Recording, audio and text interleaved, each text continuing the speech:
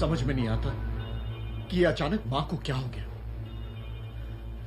उनकी आंखों की पुतलियां बदल गई, उनके शरीर में एक अजीब सी शक्ति आ गई। ऐसा लगता था जैसे कि वो मां नहीं कोई और है। और उन्होंने आपके साथ ऐसा क्यों किया? अरे ये मैं भला क्या जानूं, जाके पूछ अपनी मां से। पूछना क्या है, उनका दिमाग खराब हो गया है। ये सब पागलपन की निशानियां हैं।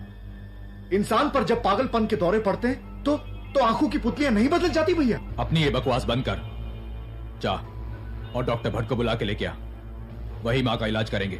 चल जा।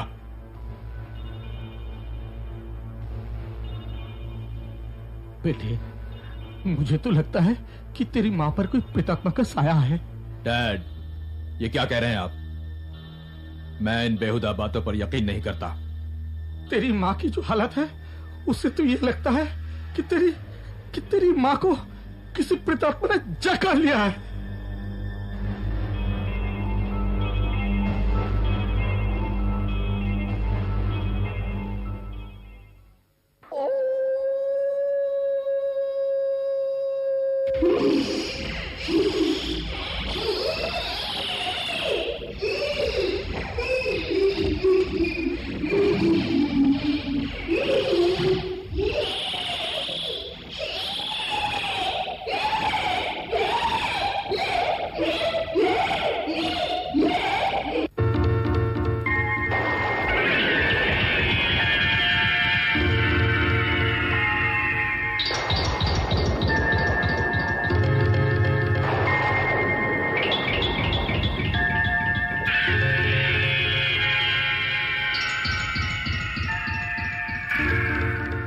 चली गई?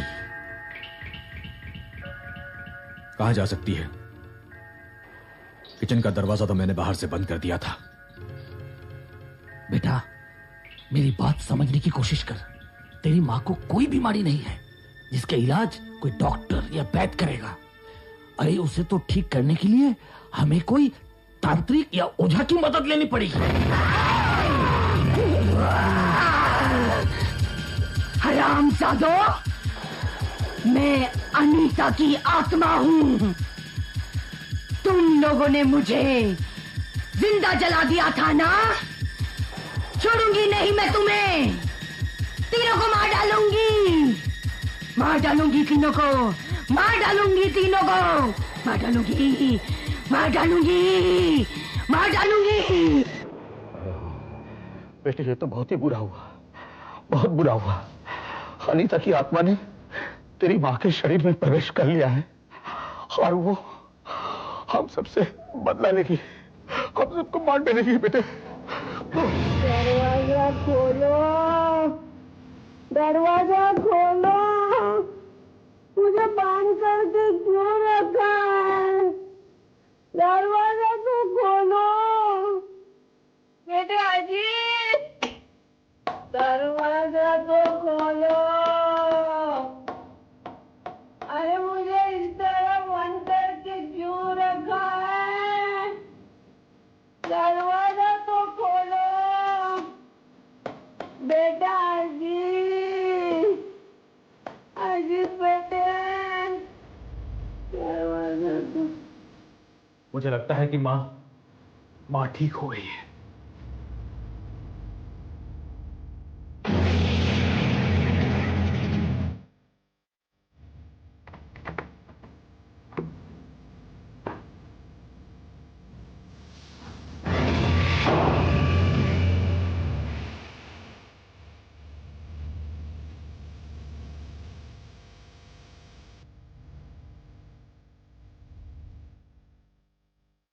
क्या हुआ? तुम लोगों ने मुझे ऐसा बांध करके क्यों रखा था?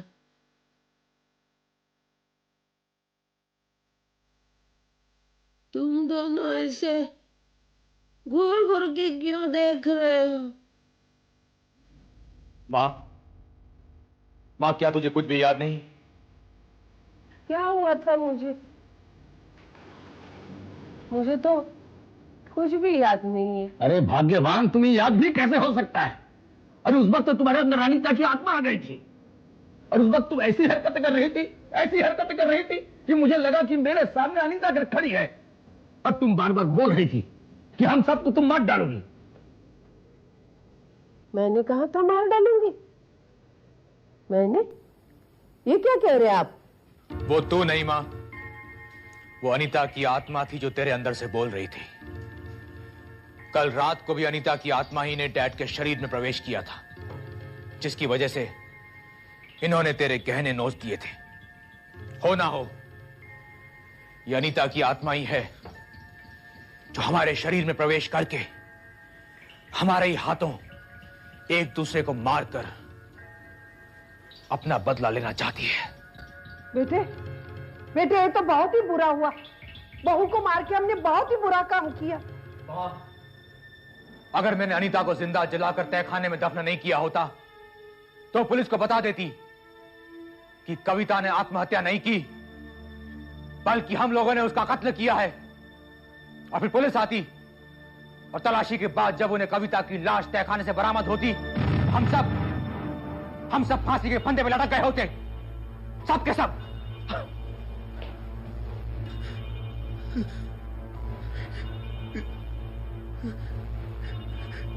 कविता भाभी का कत्ल हुआ है। मेरी बीवी को इन लोगों ने जिंदा जला डाला। नहीं।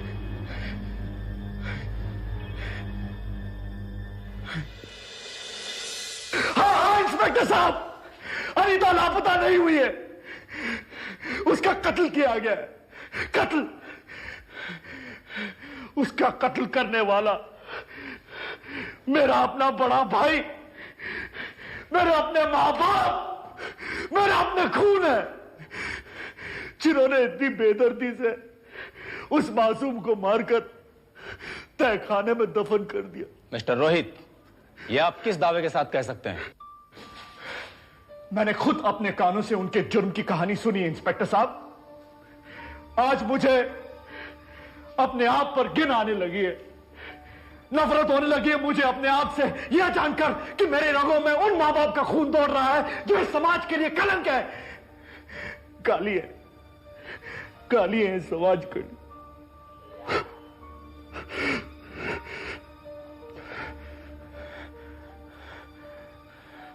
इंस्पेक्टर साहब,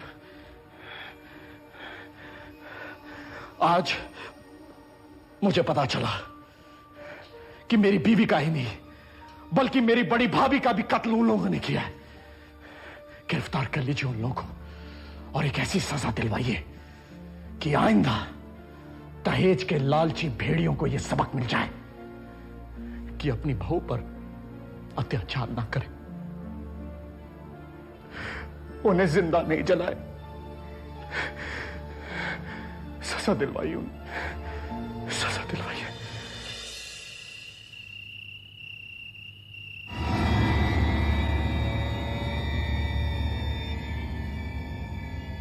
पुलिस में जाएगी, हमारी असलियत दुनिया के सामने रहेगी।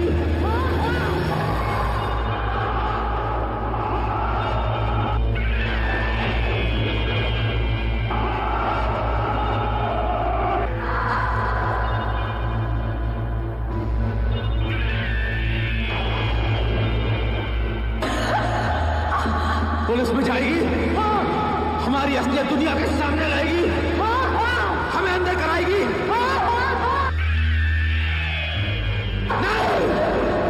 तू ऐसा कुछ भी नहीं करेगी, ऐसा कुछ भी नहीं करेगी तू।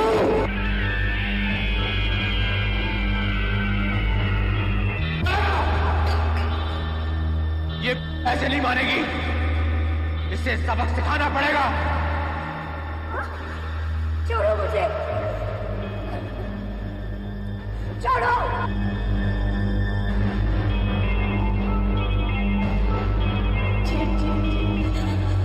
मुझे मरना है, मैं मरना नहीं चाहती। तेरा मरना बहुत जरूरी है।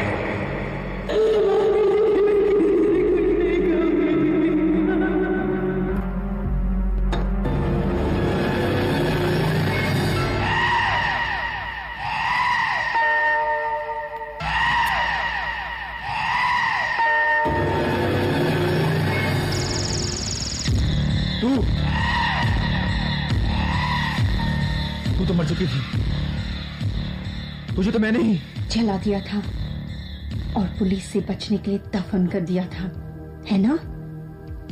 तू ये सोच रहा होगा कि मैं वापस कैसे आ गई। घबरा मत, मैं अनीता नहीं बल्कि अनीता की तड़पती हुई आत्मा हूं। नहीं, नहीं, ऐसा नहीं हो सकता। इंसान को तो मारा जा सकता है लेकिन आत्मा नहीं मरती। जिस तरह तुम लोगों ने मुझे तड़पा तड़पा कर मारा था, ठीक उसी तरह मैं भी तुम लोगों को तड़पा तड़पा कर मारूंगी। चली जा यहां से। तू मर चुकी है तू। तुम दहेज के लालची लोग बहुओं को नोटों की टकसाल समझते हो, उन पर जुल्म करते हो, उन्हें जिंदा चला देते हो। जिस घर में बहुओं को बेटियां न समझा जाए वो घर घर नहीं नर्क होता है, और नर्क में सिर्फ पापी रहते हैं और पापियों की सजा होती है मौत, सिर्फ मौत। तू हमारा कुछ नहीं बिगाड़ सकती, कुछ नहीं बिगाड़ सकती तू हमारा। मैंने ही तेरी मां के और बाप के शरीर में प्रवेश किया था ताकि मैं उन्हें तड़पा सकूं, उनका जीना हराम कर सकूं, ठीक उसी तरह जिस तरह उन्होंने मुझे तड़पाया था, मेरा जीना हराम कर दिया था। तू हमारा कुछ नहीं बिगाड़ सकती, कुछ नहीं बिगाड़ सकती तू हमारा। अब मैं तेरे शरीर में प्रवेश करूंगी और तू खुद अपने ही हाथों अपने माँ बाप का कत्ल करेगा। नहीं,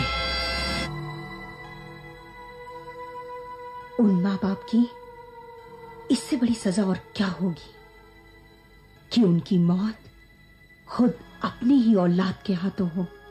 नहीं, नहीं, मैं ऐसा हरगिज़ नहीं करूंगा। तू ऐसा करेगा। नहीं, मैं ऐसा नहीं करूंगा। नहीं, नहीं। हाँ, तुझे ऐसा करना होगा।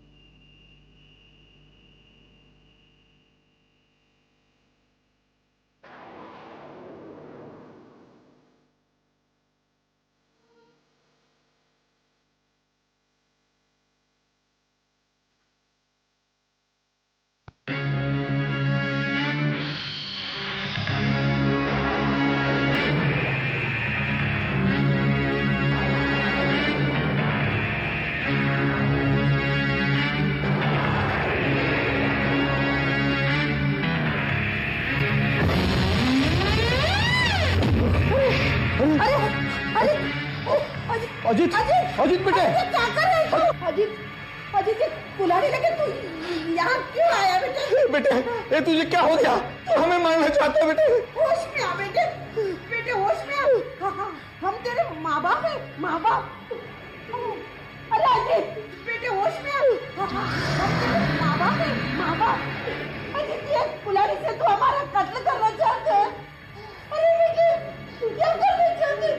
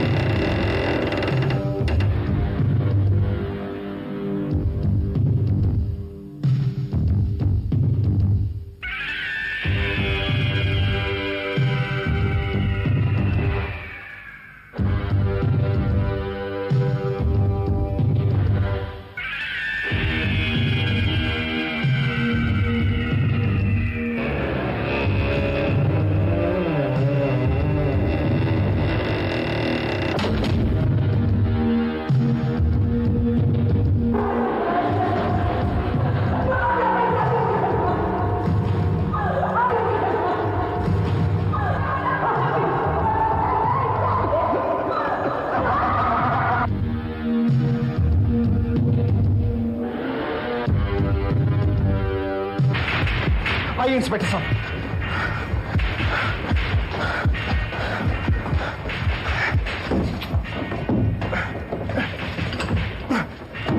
अजीत! अजीत!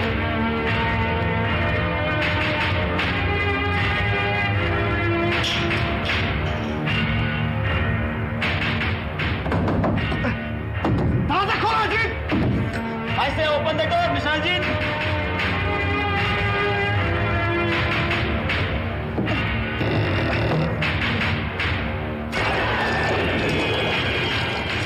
अजीत! अजीत! क्या कर रहे तुम? अजीत! पागल तो नहीं हो गए तुम? अजीत होश में आओ!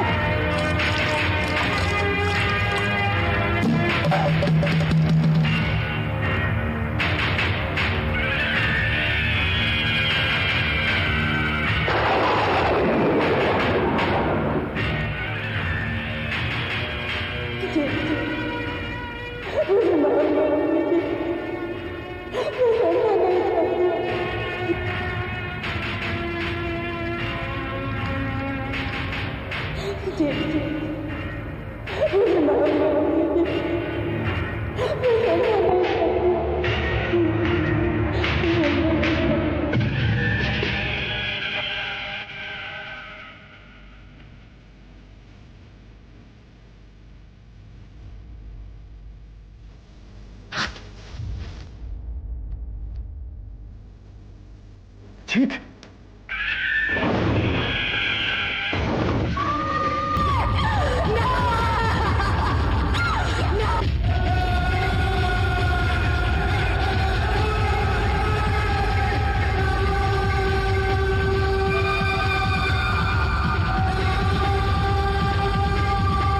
जिन लोगों ने अनीता को दहेज की आग के हवाले किया था, आज अनीता की आत्मा ने उन शैतानों को मौत के मुंह में पहुंचाकर अपना इंतकाम ले लिया। लेकिन यह कहानी यहां खत्म नहीं होती। यह कहानी तब तक चलती रहेगी जब तक समाज में ऐसी दहेज की लालची औरतें रहेंगी, दौलत के पुजारी भेड़िए रहेंगे, नोटों के भूखे दरिंदे रहेंगे। इस दहेज की आग को बुझाना होगा। मासूम बेटियों को इस आग में जलने से बचाना होगा। इस आग को बुझाना होगा, बुझाना होगा इस आग को।